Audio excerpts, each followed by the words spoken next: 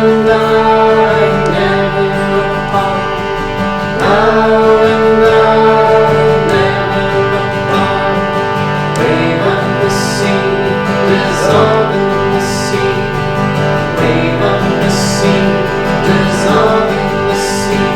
Oh, I am the Bhagavad Gita. I am the Bhagavad Gita.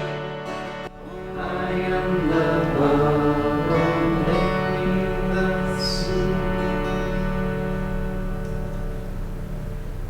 I just wanted to welcome everyone first, and welcome our friends online. We know everyone here, but in case someone doesn't know us online, I'm Marianne, and this is Dharma Devi. And it's always a joy to be able to meditate together and to be able to share on the Bhagavad Gita. Tonight we're going to watch a video of Swamiji. I think some of you, this maybe is your first time. So every week we watch a 8.5, 9-minute video of Swami Kriyananda on a different topic. And the topic this evening is the need for a guru. So he talks about that, and then we'll have time for questions and answers and more discussion and more meditation at the end as well. So I wanted just to share briefly, before we get into the video, this story is such an inspiring story. This is the baby Krishna and Yashoda trying to tie him up. And Swami Kriyananda has written many songs, some of which you've heard. And he has a song called What is Love?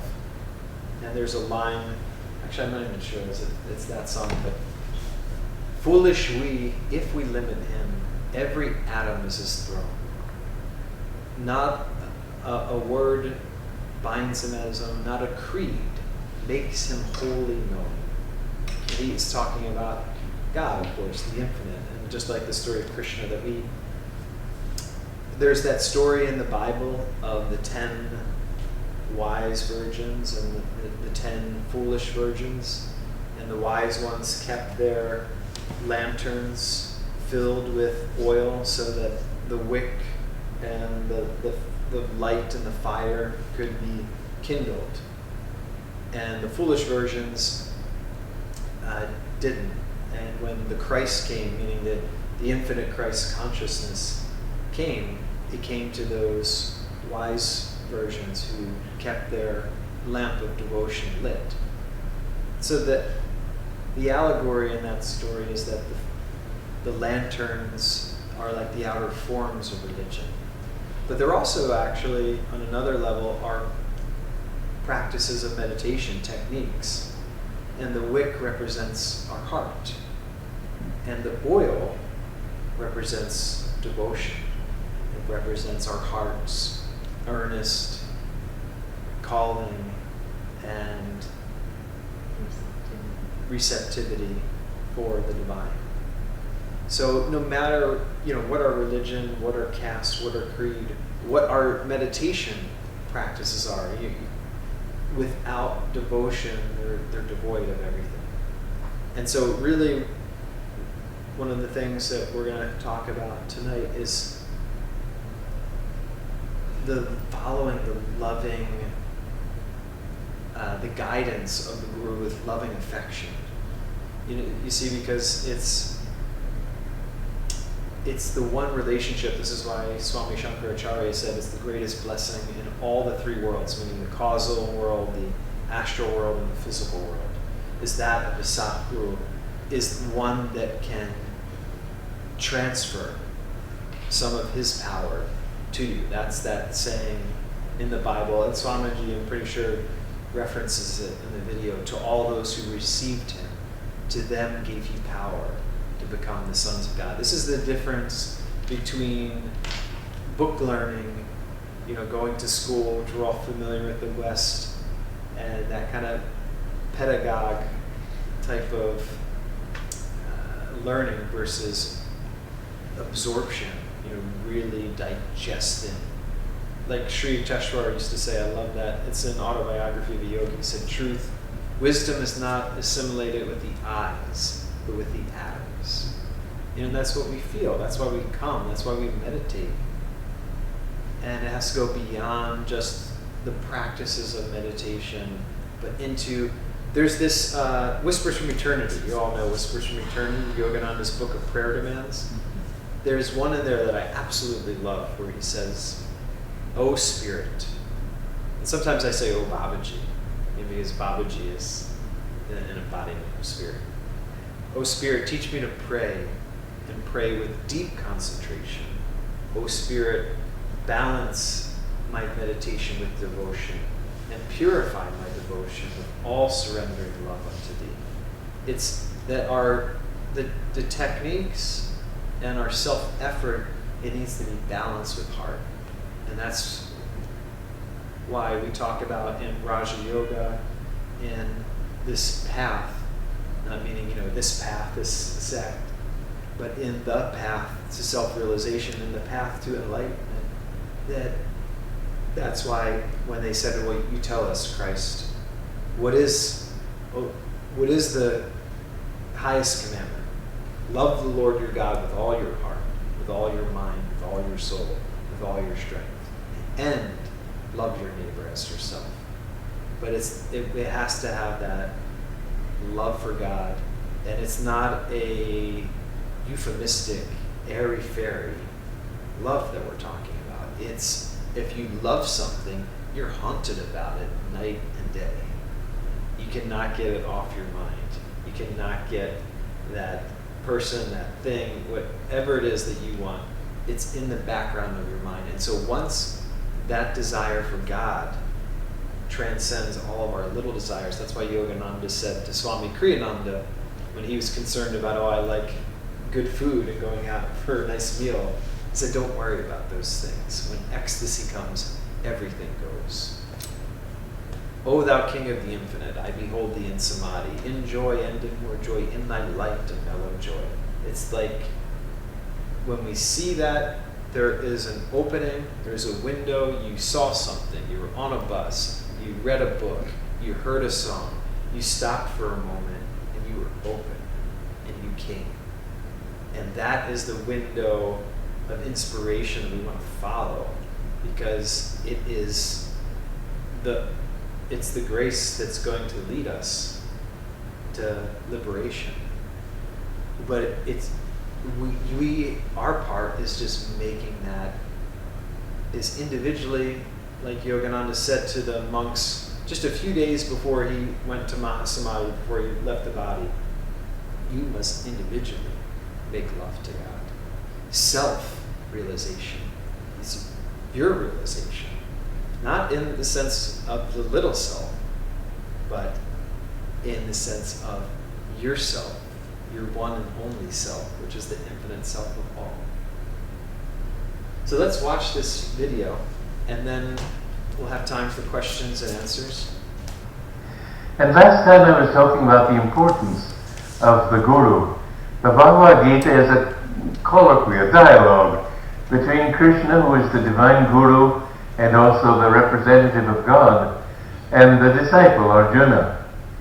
And how does the Guru represent God? I remember when I met my Guru, Paramahansa Yogananda, he asked me to give him my unconditional obedience. Well, I was desperate to be accepted. I really didn't see anything in life. I had tried so hard to improve myself, to reach perfection. I found that it was like washing a dirty shirt. You try to get a bubble that's in the shirt underwater and it just moves somewhere else. So I'd concentrate on one fault, and my energy being removed from another fault, that fault would come up. And I realized I needed help. I think that happens to everybody, but it must happen before they will seek a Guru. When they realize that I need help, I can't get it on my own, then they understand the need for a Guru.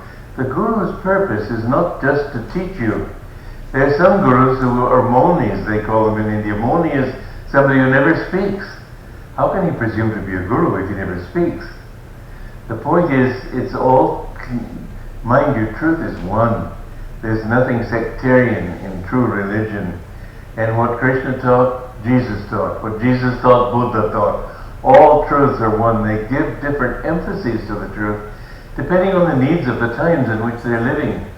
But in the Bible, in the Gospel of St. John, it says, to all those who received him, to them gave he power to become the sons of God.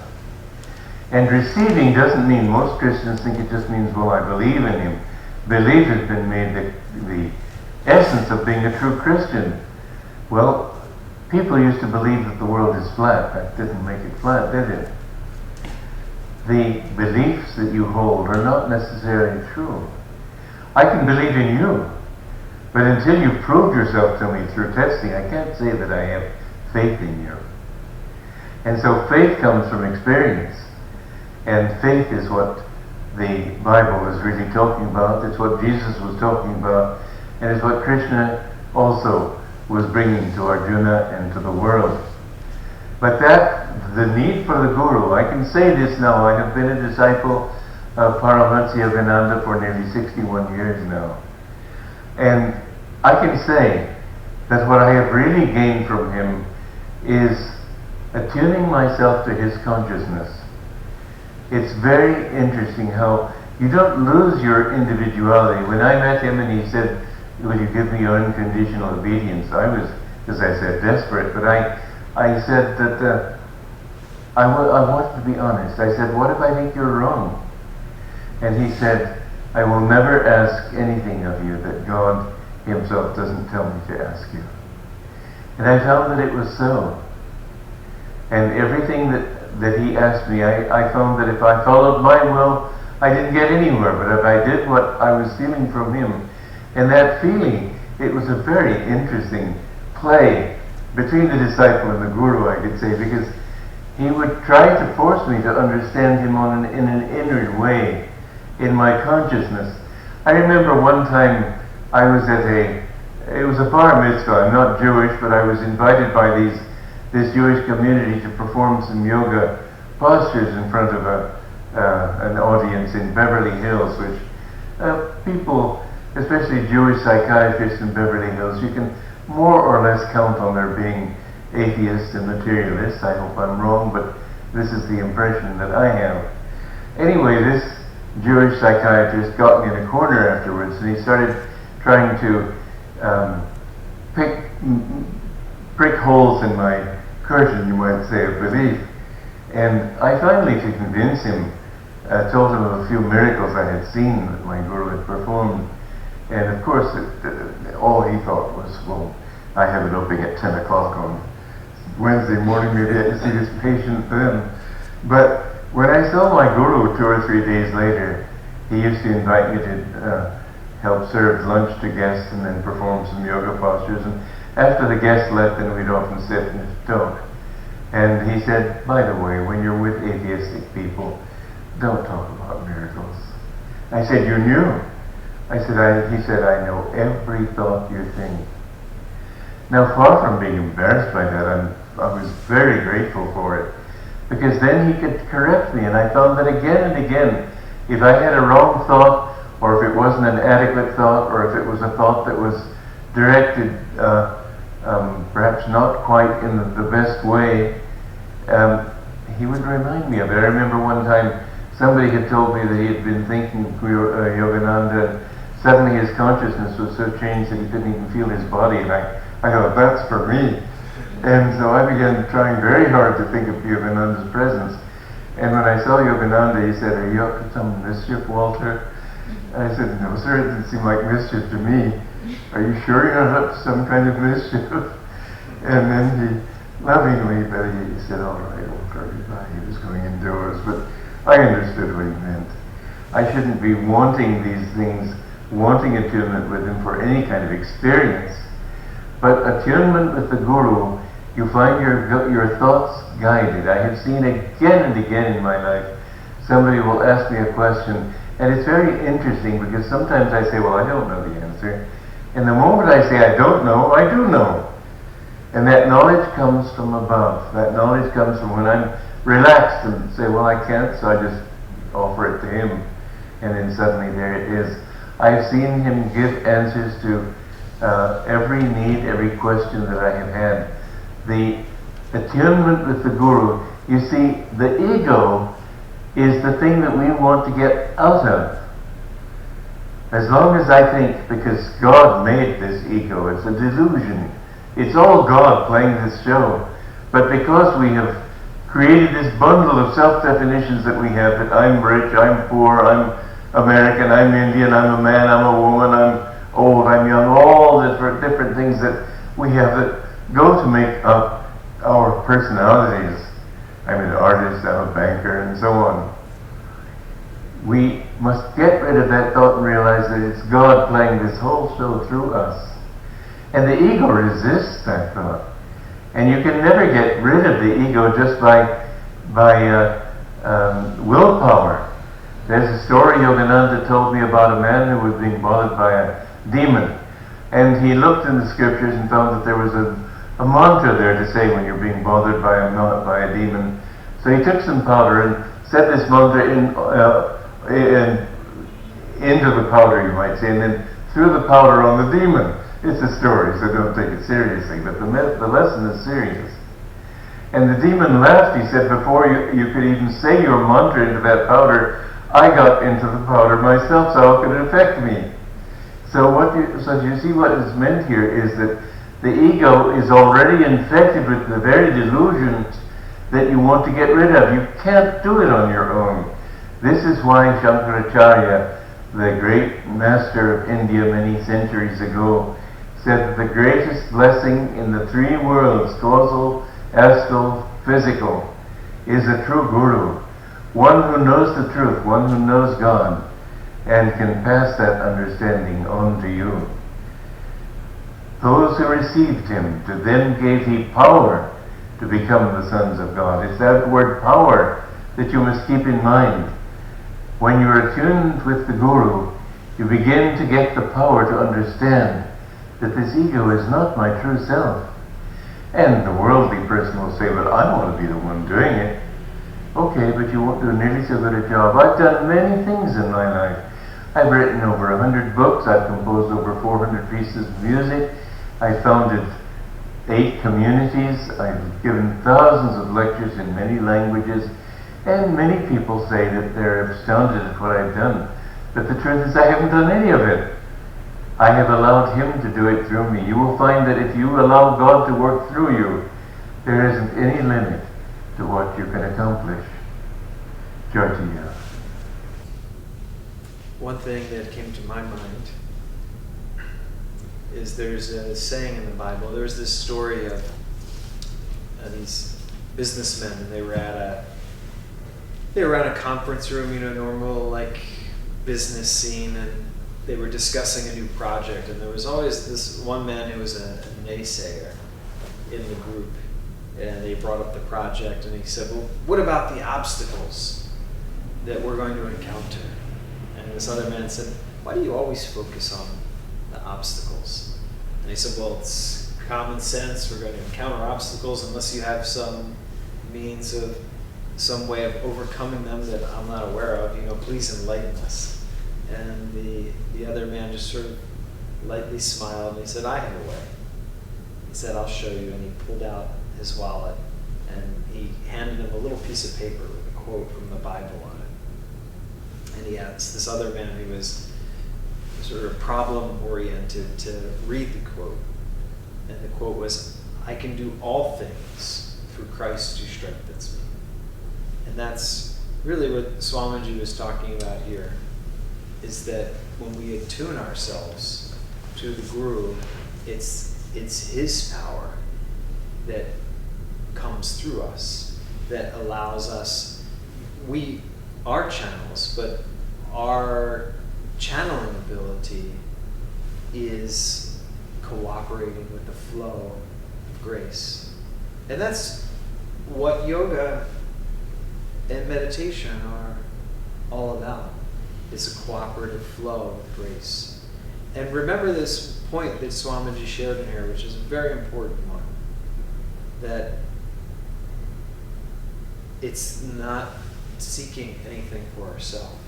not seeking it for experiences, or anything really other than the opportunity to have humble attunement with the Guru.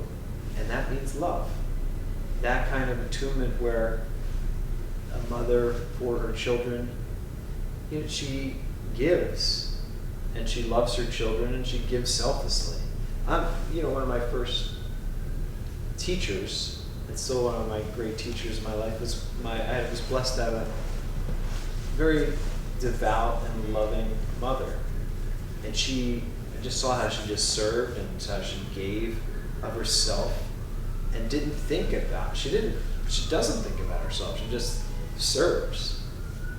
And it's that kind of attitude that we need to take into our meditation and to our every aspect of our life, that it's an opportunity for us to serve. Even our meditation, it's an opportunity for us to express our love. It's an opportunity for us to attune ourselves. And that attunement it takes everything. It does take our willpower, it does take our heart, it does take our intelligence to use our faculties and to use our God-given gifts in the right way so that we can cooperate with that flow of grace, and so that energy and that power. That's why Yogananda said, remember the healing prayers that we do quite often. And one of the things he said is the instrument is blessed by that which flows through it. And so it's a question for us to ask, what am I channeling? What am I an instrument for? And so if we're feeling that we're channeling things and being an instrument for negative attitudes, it's just reorienting and re-habituating ourselves to be a channel, to be an instrument for the light, for the divine, for spirit. There's an interesting thing in the Mahabharata, of which the Bhagavad Gita is a little part of. And that's that Krishna, who represents the Guru to everyone in the story,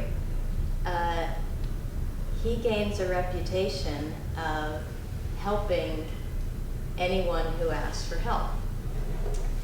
Doesn't matter what the person is asking for, whether it's a righteous cause or a selfish cause, which is why there's the interesting story of Duryodhana, who represents material desire, and Arjuna, who represents our fiery self-control, both going to Krishna and asking for his help in the battle. And it's really interesting because you say, well, he can't give Duryodhana anything. I mean, Duryodhana is the bad guy, but he's asked for help. And the Guru just gives selflessly, completely. This is my child, and I don't care if he's just all about himself and all about ruling the world and domination. I have to give him what he's asked for. Now, he ultimately will only allow good to win out. But remember, these are all qualities within ourselves. So we have that part of us that is king material desire, and we have that part of us that is our self-control, our desire to find God, our desire to attune to his will, all of that. And it's, what are we asking God for? Are we asking God to fulfill all of our material desires? Or are we asking God to fill us with his loving presence, to come to us, what are we asking for? I noticed a really interesting thing in my own life that I'm really grateful my mother taught me was you can ask God for anything, but you have to say if it's your will.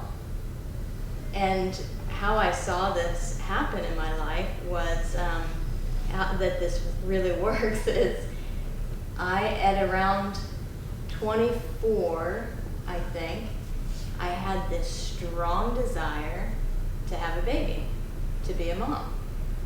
I was in a completely different situation in my life, but it was there. It was like, gotta be a mother now, you know? And it was so strong. And so I prayed. I said, God, I would like to have a baby if it's your will. And I would pray that every night. And I was married to another man at that time.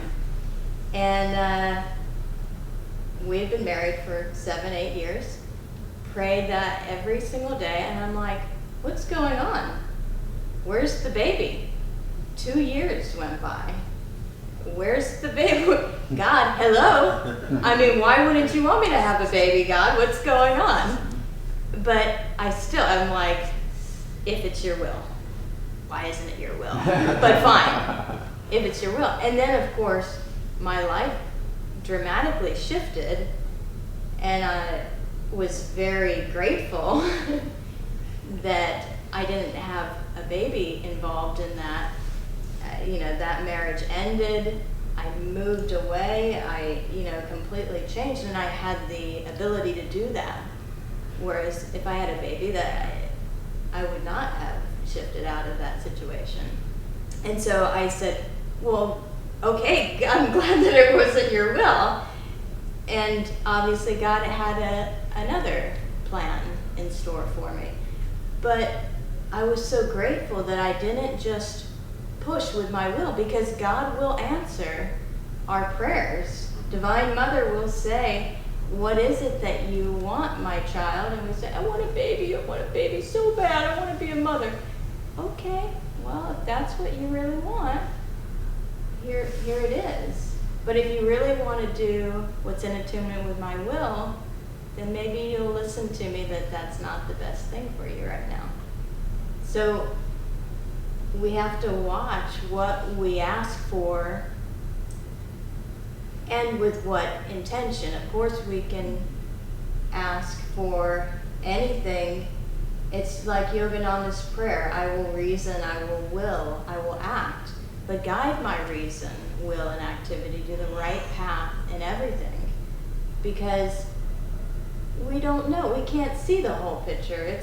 It's not our fault that we can't see the whole picture.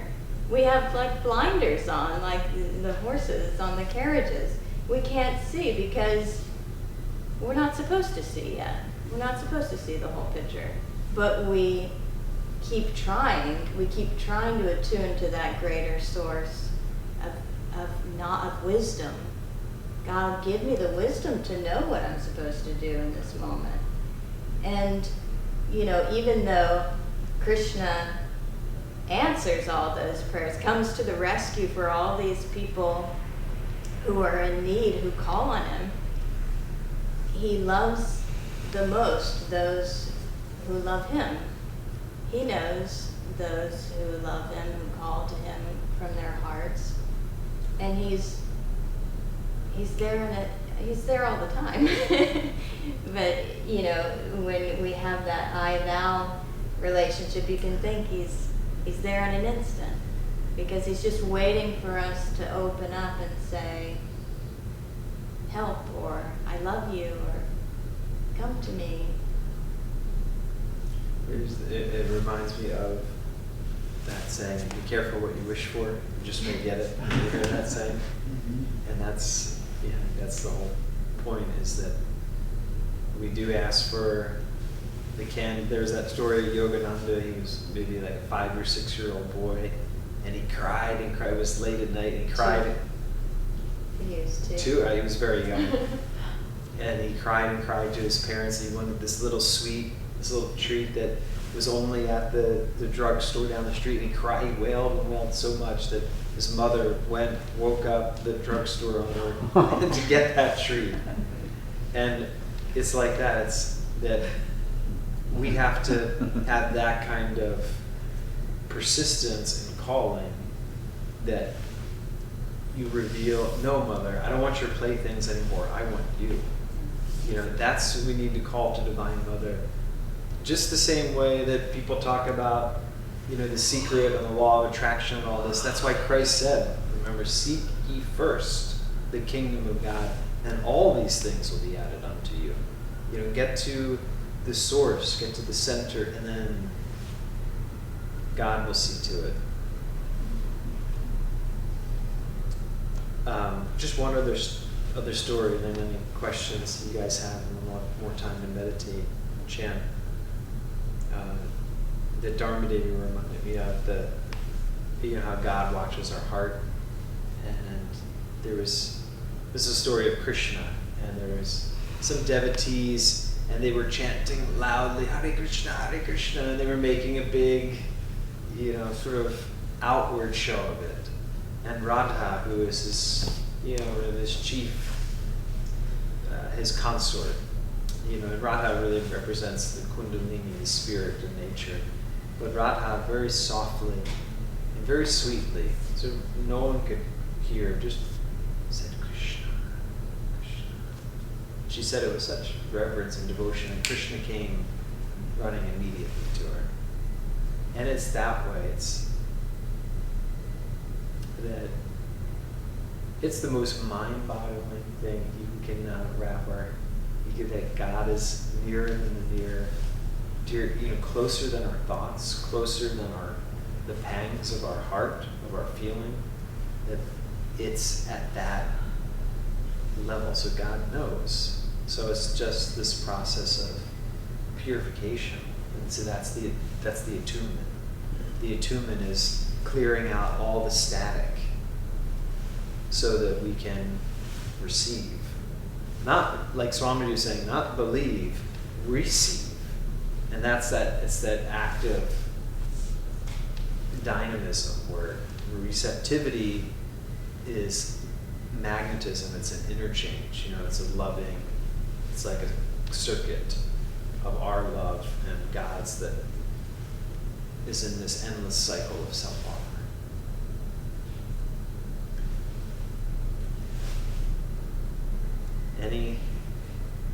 You had a question, so about Babaji. Oh yeah, you know, I just wanted to know more about him. Well, Babaji, you know, interesting. Yogananda said in a past life that he was Arjuna, the Arjuna in the Bhagavad Gita, and that Babaji was Krishna. And that's why Yogananda had a close relationship with Babaji in this life. Again, Babaji isn't something we can understand intellectually. We can read about him in Autobiography of a Yogi. I think one of the most helpful things, it's one of the most hope-inspiring things is just to meditate on Babaji, to think of Babaji. And that's why Lahiri Mahashai, Babaji's disciple, said, if one utters the name Babaji, just like that story of Radha, with sincerity, with reverence, that he receives an instantaneous spiritual blessing. So take Babaji. Even just when you remember, say Babaji, say it mentally, say it out loud, talk to Babaji, bring him into your meditations, you know, feel him at a microcosm, at a macro level, at a micro level, everywhere. Remember the Guru and Babaji and the Gurus are a window into spirit to all those who received him. And that's it. I love the picture. Yogananda had his brother actually paint this picture of Babaji. And it's so inspiring because where are his eyes? They're up. And Yogananda talks when he describes Babaji that he's in constant communion with Christ. And that, remember, in our Festival of Light, which we share weekly, that Christ came to Babaji and and said, "Won't you send someone to the West?" And that it's Christ and Babaji. You know, Swami Kriyananda, when he was in India and Ananda was starting their work there, he sort of whispered to Jyotish, or one of the ministers, he said, "This is Babaji's work." You know, it's that Babaji is, as Yogananda said in Whispers from Eternity, like the supreme guru. And that he has this incredible boon for us, that he is going to stay in his body, which is like a light form. It's not like a normal body, but stay in that form until the end of this earth cycle. So even though we've got this incredible drama and all this, these murders, shootings, taxes, this, that, I mean, everything, right? We can just feel more and more about tension and suffering. But Babaji is in charge. The masters, they very well know the complexity of modern life and the pickle that we're in right now. And so it's just who's tuning in. So if we're tuning into Babaji, then Babaji can channel, he can flow through us. We're tuning in, that the masters can flow through us. They need willing channels so that they can work through. Remember, what did Babaji say? "Oh, I see that my telegram took effect," to Lahiri. He said, "What did you mean?" And he said, "Well, I planted the seed thought in your boss's, your superior's mind to send you to this remote part of India, to Ranaka, to the Himalayas, so that for this day, for us to meet." So Babaji, the masters are working through us. Let's open ourselves to them. Shall we meditate? Any other thoughts or questions? Avishai? On Sunday night, I got sick, and then I was like, all night, I was like, really, like, I couldn't fall asleep. Yeah. My stomach was all crazy.